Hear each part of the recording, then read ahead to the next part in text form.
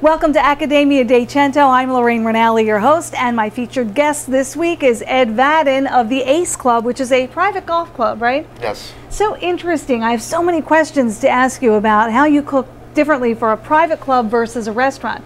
Now, you're the executive chef. I am. And you've been an executive chef for many pretty well-known Philadelphia restaurants over the years. Yeah, I worked at the Four Seasons. I worked at Penny Restaurant where I was the executive chef and general manager. Okay.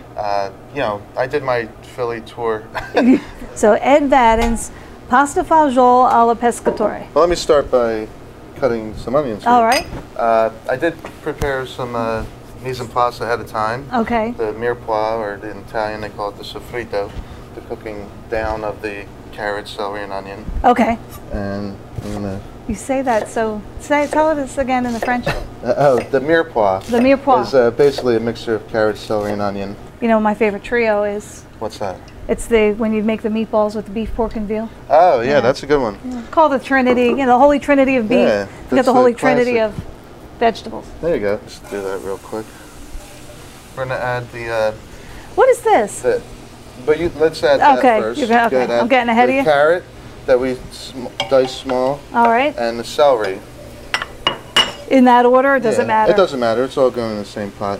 This is a quick one pot, basically a soup and/or a stew or minestra. Okay. They call it. Mm-hmm. So this is, this looks good. So in order for this to cook down, we're going to turn the heat up a little bit. Let me just.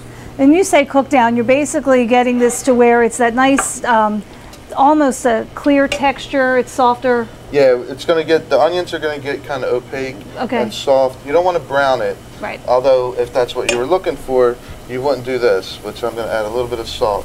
Salt's going to help bring the moisture out and sweat it. So it's going to kind of sweat in its own So it'll have liquid. some steam. So what we have here is some rosemary, and instead of just throwing this whole thing in there, we put it in something we could easily remove. So you're getting the flavor and not getting the actual herb. Okay. So we're going to go ahead and add that because it doesn't matter when it goes in. So we're going to add a little bit of garlic, not too much, maybe a full.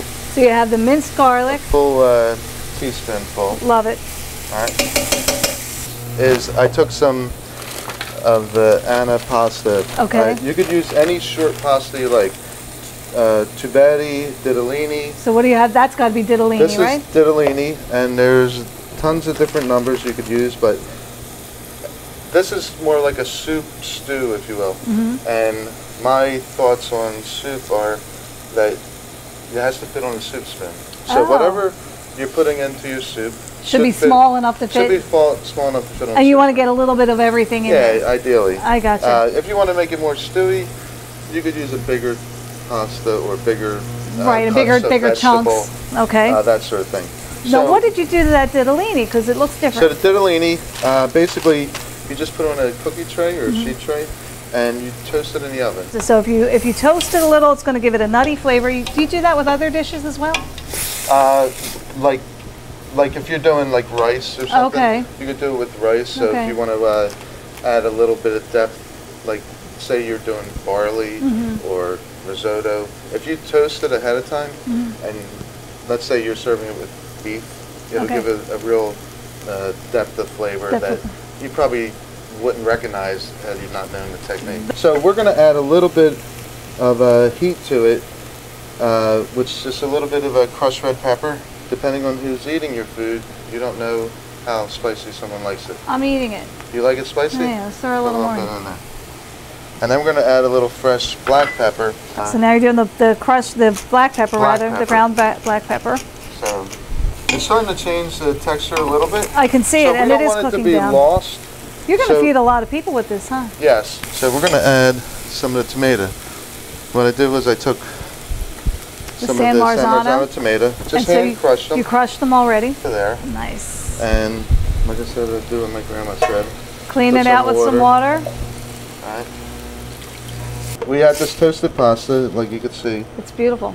Now, if it came right out of the oven, you'd smell the nuttiness? You would smell a little bit of the toast. You can add the chickpeas. So we have chickpeas in this dish. Chechi beans. Chechi beans. Whatever. Add a little bit of parsley. We have some parsley. Now, do you just want me with my hand? Put a lot. Do you trust me? I do. So I like to put herbs in at least 2 stages. Okay. Towards the beginning, so I could have put them in even earlier to mix with the sofrito. Right. Just to see it starting to simmer. Yes. So it's getting a little more risotto, soupy. But it's going to suck up some of that. We kind of want. Now the ditalini will soak it up, even though it's been roasted, right? Oh, absolutely. Okay. Just like any pasta. So instead of like cooking the pasta in a separate pot, you end up doing it all in one pot. So this is the clam juice.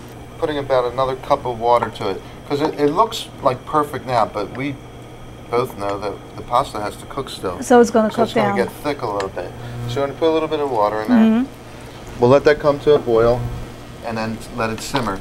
So this is the tuna. Yes. So, but we're going to cook it in there to kind of give it a little bit of flavor. We're going to add. I saw this. Look at this. Wait, we got to show everybody. Okay. Can I pick one of these babies up? Absolutely. Do you ever see a scallop? No, it looks. This is just These huge. are big.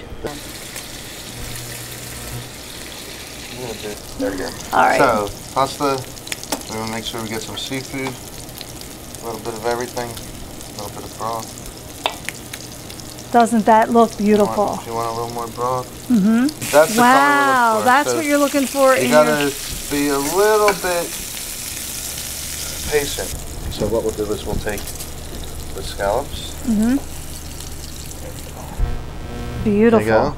Ed, thank you so much for being on Accademia di Cento. We do serve to educate Lorraine and everybody watching as well. It's really been great.